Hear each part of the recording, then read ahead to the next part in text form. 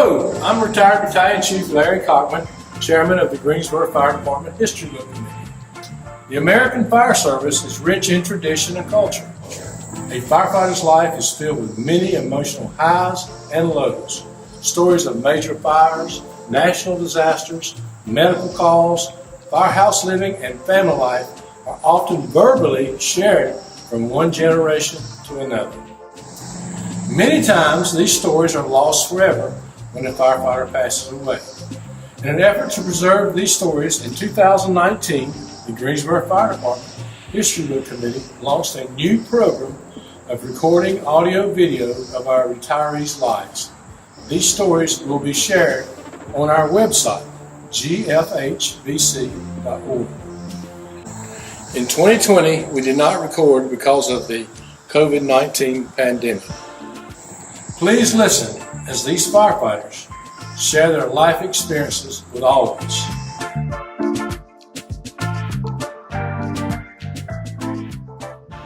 I'm Richard Page. I joined the fire department.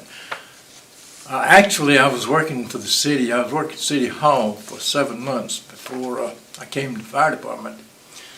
And I had put in an application when I was working at Western Electric. And a friend of mine was working at City Hall. And when I was working up there, my first job at City was collecting money from parking meters. And this friend of mine who got me the job, I found out later that he and Buck Rouchet, Chief Rouchet, were good friends. And I had put this guy down as a reference. Well, he came to me one day after I had moved inside working, asked me if I still wanted to be on the fire department. I said, well, yeah. He said, well, Chief Rouchet called me and said they will start a new class in May 1958, and if I was interested, to give him a call. So I called him, and that's how I got on the department. So I was there from 1958, May the 15th. I retired June the 1st, 1989. I was born and raised in Reidsville. And the way I got to Greensboro is my wife was from Greensboro, and she was in school at WC then. It's now Greensboro, what is it? College. UNC Greensboro. Anyway, so she's in school, so I moved over here so she could continue her education. I'm not related to any present firemen that I know of. Now, Randall Simpson was married to my wife's niece when I came on, and I asked the chief if that would be a problem because I knew some companies didn't like the relatives working together, but I come to find out that there were several brothers working on the department at that time. One of the reasons that I decided to come on the fire department was several of my friends at church had just joined. Randall Simpson had just joined. J.W. Manus had just come on the department, and they were talking about how much they liked it. And at that time, I was working at Western Electric. So I thought, well, I'll just go down and put my application in. So I did. But you know, just a few years ago, I got to thinking, back when I was about 11 or 12 years old, I went to a theater in Reidsville to see a movie, and I don't remember what the movie was, but they had a short subject on Chicago Fire Department. And I think the subject was that schoolhouse that burned, which would have been in the late 30s, early 40s maybe. And I remember after that went off, I thought, I'd like to do that. So I don't know if that came to my mind before that or not, but I just was thinking about that a few years ago. My starting salary, the best I can remember, was $242 a month. We were in training for 1 month, 4 weeks. Some of the people in my training class were,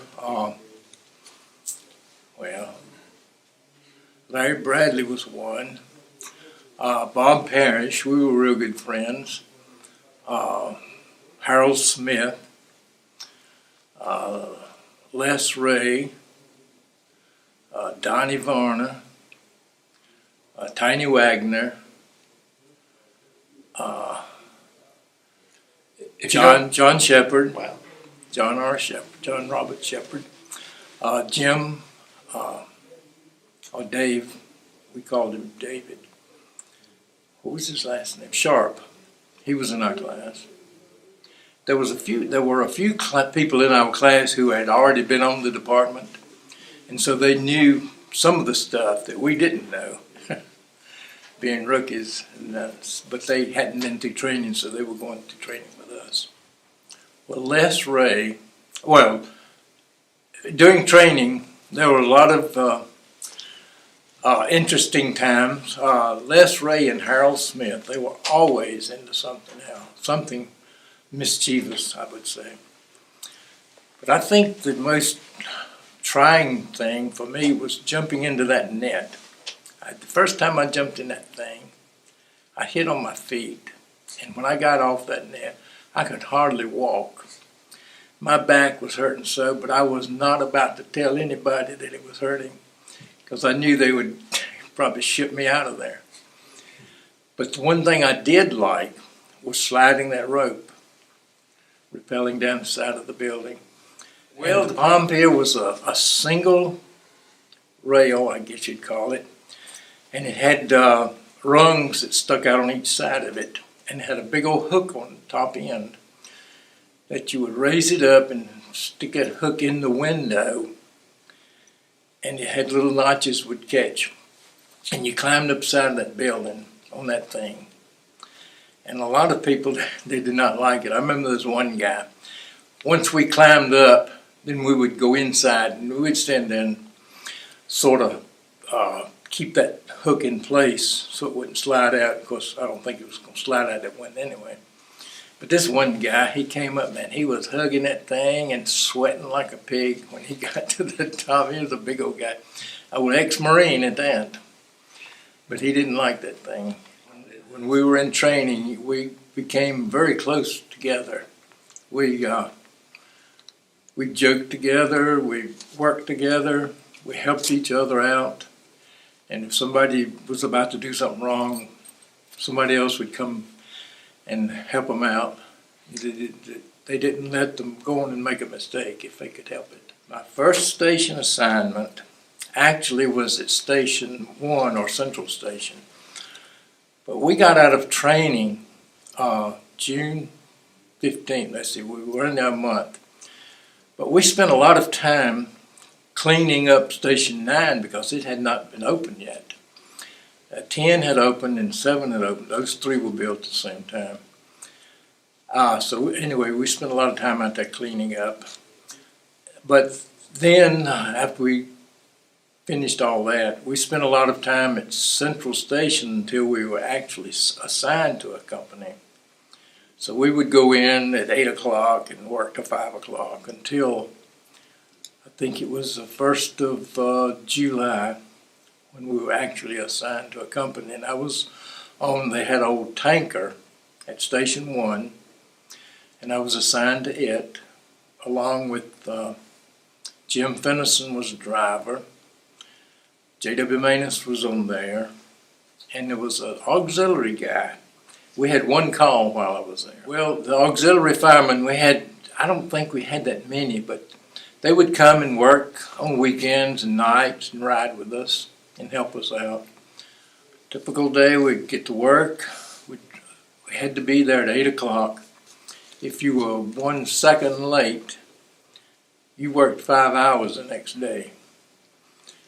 When that bell hit, you'd better be standing in front of your truck in full dress uniform, necktie and cap, coat. And then, as soon as we dismissed from that, we changed clothes, put on some work clothes, we cleaned the station. We mopped and swept and mopped the floors, the truck floors, all the rooms, cleaned the bathrooms. And the drivers were responsible for dusting the trucks, and that had to be done every day. And if it had been out on the previous call, It had to be washed before it could be used again. And then after that, it was about time to think about lunch. And after lunch, we always had class. We had to learn our streets because we didn't have any. Only maps we had were paper maps, and they were very few. But we had, on our days off, we would go out and ride our territory, learn streets. But then after class, then we were free to do whatever until supper time. But soon as we got through cleaning up, we had to be back in dress uniform. White shirt, tie. Well, we took turns cooking. We had to learn to cook. I wasn't considered myself a good cook, but I had a guy when I was only at Central Station until September, and I was moved to 10. Got a new tanker put out there. So anyway, I went to 10. And there's a couple of guys out there who are very good cooks. So I learned a lot from them, how to cook. And this one guy, he left though. He didn't stay on the department. But he was so good as a cook. But we had to take turns, and we would pay. When I first went on, we would have 2 meals, lunch and supper, for 50 cents a day per person. My favorite dish, I think my favorite dish was pinto beans, macaroni and cheese, and turnip greens and cornbread. But one thing, John Loy was a good cook, and he made the best biscuits and the chicken casserole. He was really good with that. First captain was at Station 10 was J.P. Barbie. I learned a lot from him. A lot of people didn't like him, but I learned a lot from him. And I don't think he liked me much when I first went out there, but I thought, well, I got to be more, I had to get more initiative, I guess. And finally, I think he finally learned to like me before he became a battalion chief. Captain Barbie, after he became chief, they called him Soft Shoe. Well, of course, back then we had this one big room, and all the guys slept in there together. And I remember Larry Bradley was in the bed beside me, and he would talk in his sleep at night. And I'd lay there and listen to him, and I'd think, well, I'm going to remember what he said and tell him the next morning what he said. Well, of course, the next morning I couldn't remember what he had said. And another time, he always liked to pick on Red Wren.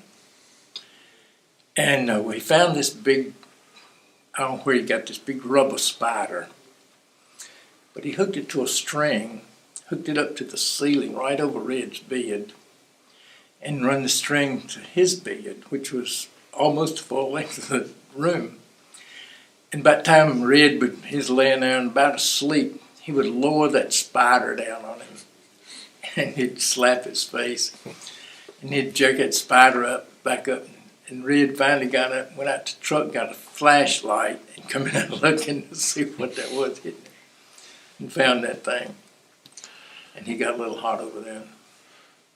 The value of eating together, excuse me. Back then, we didn't, on Sundays, usually people would bring their own, but usually we got to where we would cook one meal on Sunday. And it'd be like a roast. That was our favorite thing to do for Sunday. And then we'd have enough left over for supper. But I think it's very important that you sit down and eat together, because you can sit there and talk about different things. I know at one station we had TV in there, and we'd always watch the news or something together.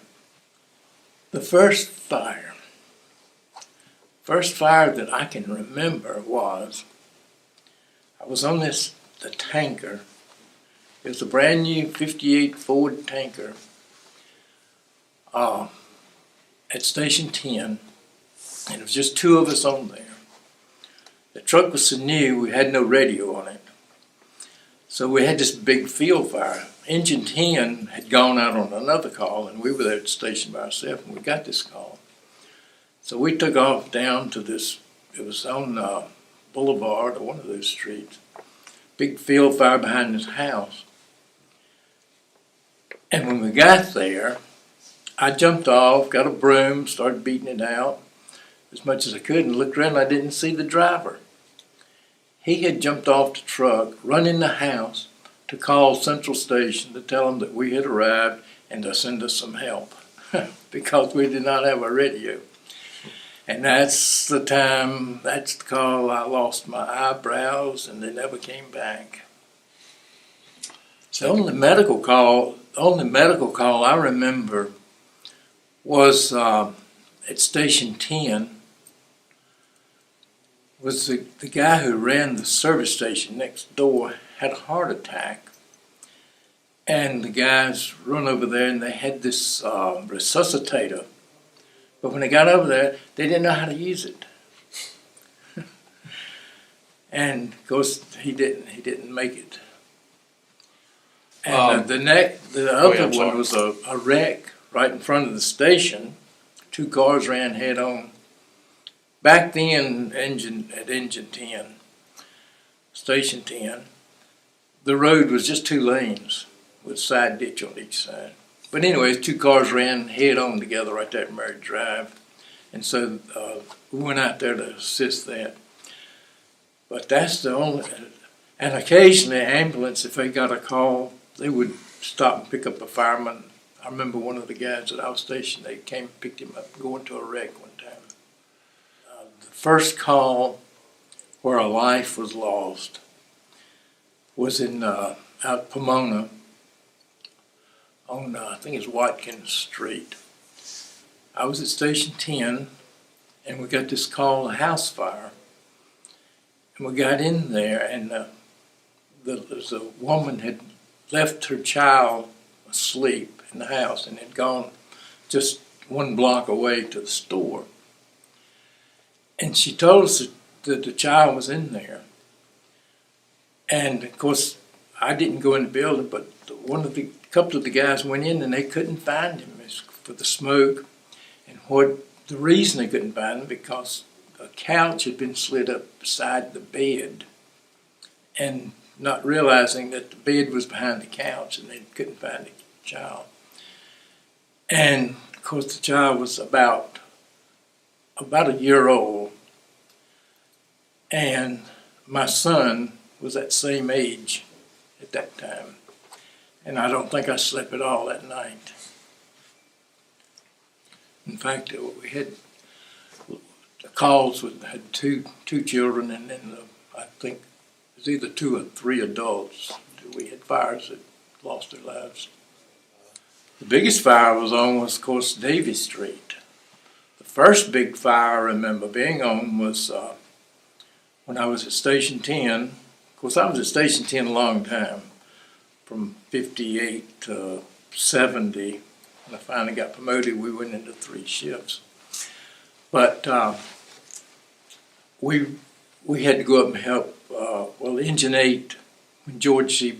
Brown, the cedar plant burned, we had to go up there. That was my first big fire. And then when I got promoted in 1970, we went to Station 9, and while we was at 9, we had a warehouse fire there on I think it's Guilford Avenue, right near where Friend Avenue goes over the railroad.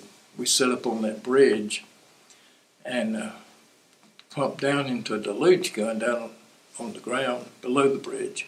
We were there at least 3 hours probably. When 9/11 happened, I thought about all those firemen and all that they were going through. Of course, I don't remember experiencing anything that extreme while I was here. But my biggest fire was Davie Street, of course, and we had set up back behind on railroad spur that goes into the Daily News. And we got there just before that back wall collapsed. But we were there all night and until the next morning. And that's the first time I can remember ever having hamburgers for breakfast at 7 o'clock in the morning. Well, some of the people that I looked up to, of course, talking about Chief Barbie, he was my first captain. I learned a lot from him about how pumps worked, and of course we learned some of that in training, but he had been in the Navy and worked as a firefighter in the Navy. So I learned a lot from him. And then a lot of the other guys that I'd worked with who had been on the time, can't remember the name, but then a couple of captains I worked with,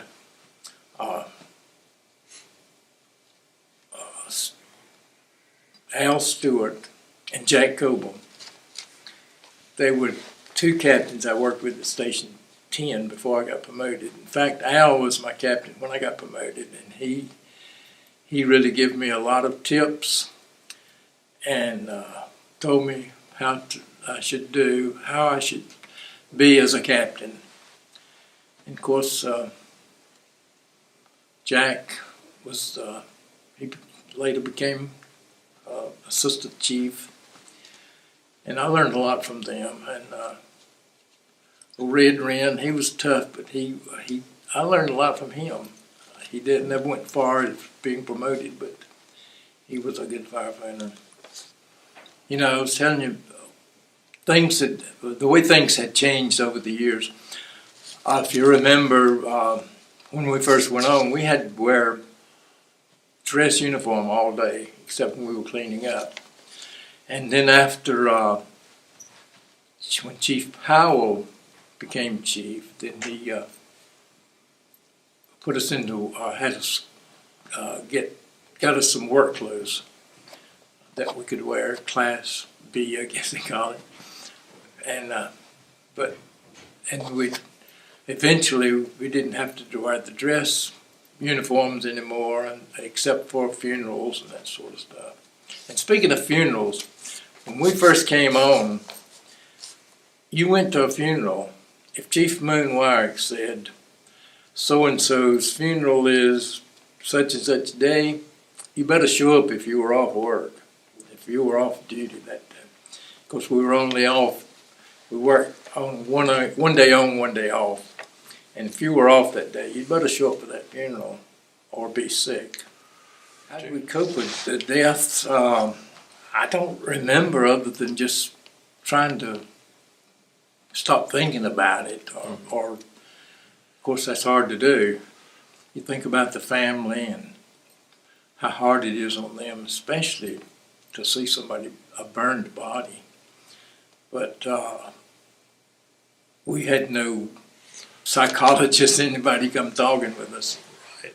Well, the first firefighter killed in line of duty that I remember was Jesse Gray. Fred Lawrence was in our training class, and he was a super guy, and he was driving the truck that ran over Jesse. And so I remember a couple of us from Station 10 went to Fred's house to see him, and several of the firemen there to support him, because you know he had to feel really, really bad about being the driver of that truck that caused his death. Then we had several firefighters who took their own lives, and that was hard to deal with. It made you want to wonder why. You know, was it something at work, or was it family life, or just hard to understand how somebody could do that, or why. Female firefighters, yes, I worked with 2 female firefighters. I had one on my shift, and there's one on the other shift.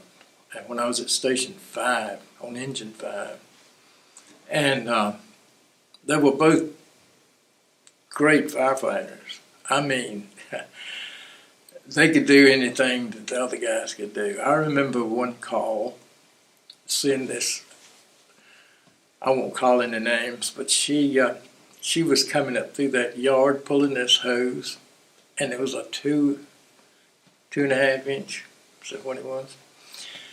Dragging this hose up through there, and I thought, who is this guy? And it turned out to be the girl. She was tough.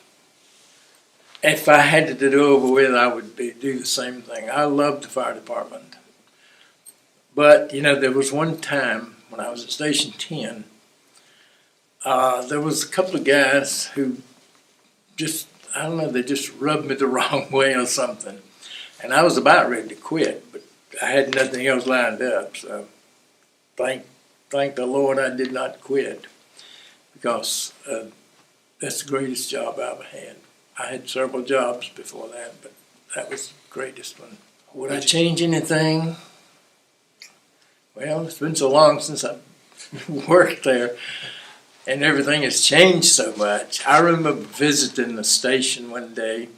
I'd been retired several years, and I went out to visit one of my old guys, and I couldn't even get up in the cab of the truck for all the computer stuff that's sitting in there. Of course, now, back, I remember at 4, we had this big old wooden box up in the seat with a bunch of maps, and half the time those maps weren't up to date. But I think they got it pretty good now. I was not in the military. I was drafted. While I was working at Western Electric, I was drafted. Spent a day down in Charlotte. But they sent me home because I had a heart murmur. And I was looking forward to going home because I was ready to go on. And of course, when I got home, I surprised my wife. We had been married for just a few months. And of course, I was glad to be home once I got back. But I was a little disappointed that they didn't keep me. A successful firefighter, I think, well, not being so great a firefighter, I think getting along with all the guys and loving your job, doing the best you can, and being a good neighbor. I remember a lot of the neighbors at Station 9, they'd come visit, they'd bring us food, and we would, of course, in turn do things for them, little help them out sometimes. I never was really frightened on a call because I knew that the Lord was taking care of me, although I got in some tight places, and for an instant, I guess you would say, I was a little frightened, but I knew I would get out okay. My health has been good. I just saw my cardiologist last week, and he was pleased and couldn't believe that I'm 88 years old. Well, what would I like the fire department to remember? I would like to be remembered as a good captain, a fair captain. The other night when we went out to that supper, it was the first supper I'd been to, I saw one of the guys that I had worked with, and he greeted me by saying, "He's the greatest captain I had." So I'm not sure about that, but that made me feel good. I'd like for my family to remember me as being a part of almost like a brotherhood. In fact, back Thanksgiving time, the ambulance had to come take me to the hospital, and they called the fire department to come help get me to the ambulance. And my son was in the room, and he was talking to them and said about being a fireman is more like being in a brotherhood. Everybody taking care of everybody. And then to see these guys when you're off and remember all the good times together.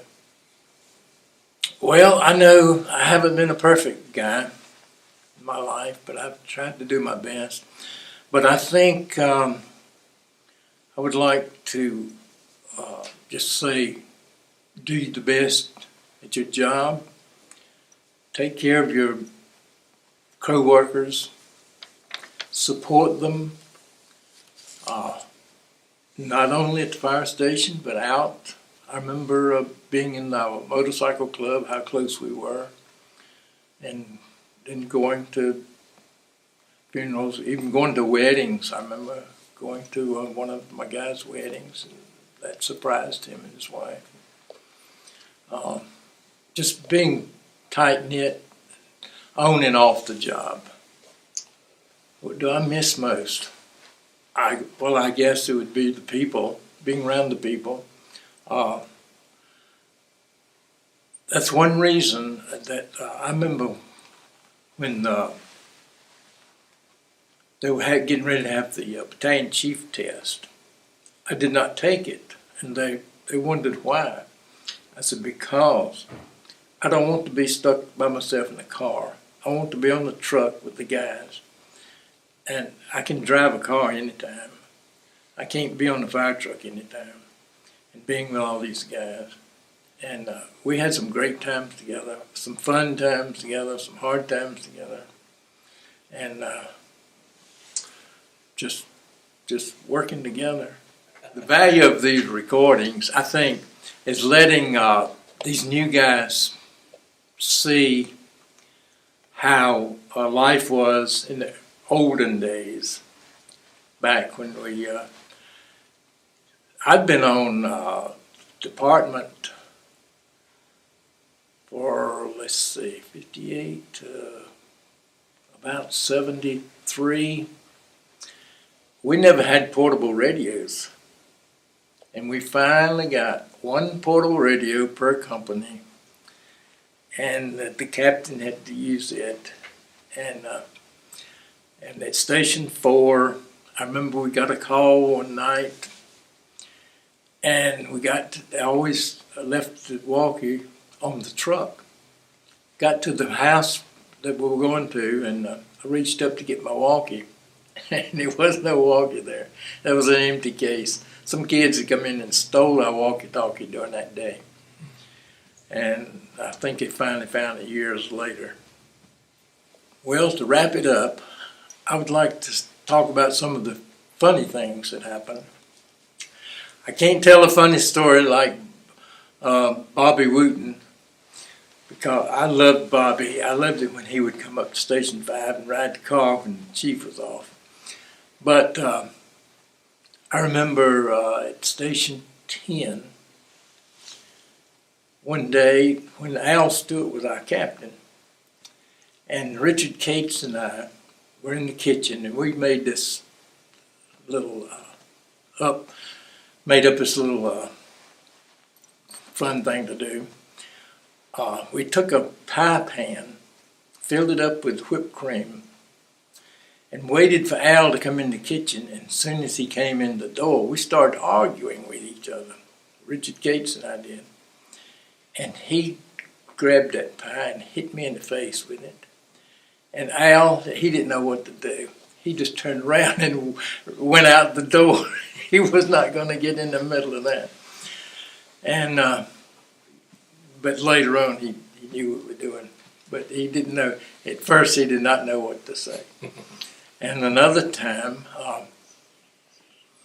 at Station 10, we did a lot of stuff at Station 10. We'd sort of mellowed out after that. But at Station 10, we had rigged up a radio and playing music through our station speakers. And when we'd see the chief coming, we would turn that radio off, because Chief Barbie had been promoted to battalion chief. And if we saw his car coming, we'd turn that radio off, because we knew what would happen if he heard that music. Well, this one day he slipped in. The music was playing, and Jerry Wheeler saw the chief. He says, "Listen, Chief, ain't this the greatest thing? It's music in the station, all over the station." Well, that didn't last. So that radio went. And another time, some of the guys took some quick hitch, turnout gear, we called it quick hitch back then, and stuffed it, made it look like a person, and hung it up back in the hose room. And when the garbage men came, they came around to the back and get our garbage can, and they told them, says, "Can you come in here and get this stuff out of this room?" They said, "Oh yeah." So when they opened the door, there was a big old giant body standing there with a helmet and coat and everything, and they jumped back. It took them a while to realize what it was. And several things like that. I'd like to say it's when I got promoted in 1970 and went to Station 9. Had some good guys out there. And I remember one time I was going up on the roof right outside of my our bedroom. And I had this extension ladder. And I had it, and I went up on the roof and I came back down and was going to let the ladder down. So I just let it slide on down by itself. And when it come off the roof, it crashed right into the window. Glass went all over the bed in there. And Big John Michael, they all heard the crash, but Big John, he came and he says, "We'll fix this." So he got all the glass up, and we had stored some windows up on the roof when they put in the window air conditioners, because we didn't have air conditioning for a long time. And they had that window down, replaced that window, and John even painted it so it didn't look old before anybody even knew it. So they really took care of me out there. That was another camaraderie, I guess you'd call it. At Station 10, the truck had been pulled out so we could mop the floors. It was out front. And while it was out, Chief, I forget which one it was, but anyway, he pulled his car right up in front of the truck. And somebody, I think Chief Barbie said, "Would you go out and back the truck in?" So I don't know if you ever drove those old, what were they, 48s or 50 models. And finding the reverse gear wasn't the easiest thing in the world. And I thought I had it in gear, and I'd let the clutch out, and it went forward, and I stopped, and I changed gears, and thought I had it in reverse again. I hit that Chief's car and just pushed almost down to the street. I finally got in reverse, got the truck back in the station, and run down. Luckily, the keys was in the Chief's car, and pulled it up to the door.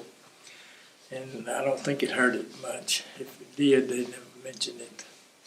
So yeah, I never told anybody that. So, in closing, the Greensboro Firefighters History Book Committee hopes you have gained a greater insight into the dangers, the challenges, and emotional events that have influenced and shaped the American firefighter.